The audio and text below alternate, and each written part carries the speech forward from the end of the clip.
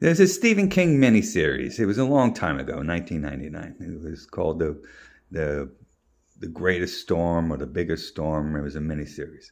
So at the end of the movie, all the townspeople walked into the ocean and died. So sometimes I equate that with a lot of comedians. So, what some of you are doing is that you're just, I don't know if it's out of fear or just I think it's out of fear, is that you're writing like a couple jokes, you're going to like this, crappy club, you're telling your jokes, and then you're going backstage, you're complaining about your career, and you're going home. That's your day.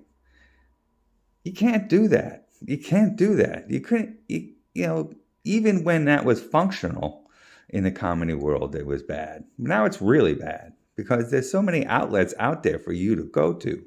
There's doing, online is just a tremendous amount of things. Start a podcast, start a YouTube page. Do that. Go online. Look at what's happening on Netflix. Look what's happening on Hulu. Look at what's happening on Comedy Central. I mean, all that stuff is happening right now. I mean, you could just you don't even have to do a lot of stand up anymore. You could just go viral and virtual and do it that way. But I mean, you should always be busy working on the new stuff. I mean, on online stuff, and doing that. I mean, and doing bit. I mean, Nathan Applesauce goes out like once he's like a groundhog. He comes out like once a year and does like 2 shows in Iowa. I don't know how he picks these states. And then, comes home, and, nails his door shut and then just does YouTube videos. And Nathan's Nathan's a great talent. So, you can't just scribble stuff on a piece of toilet paper and go down to the cellar and then do your set and go home and that's it.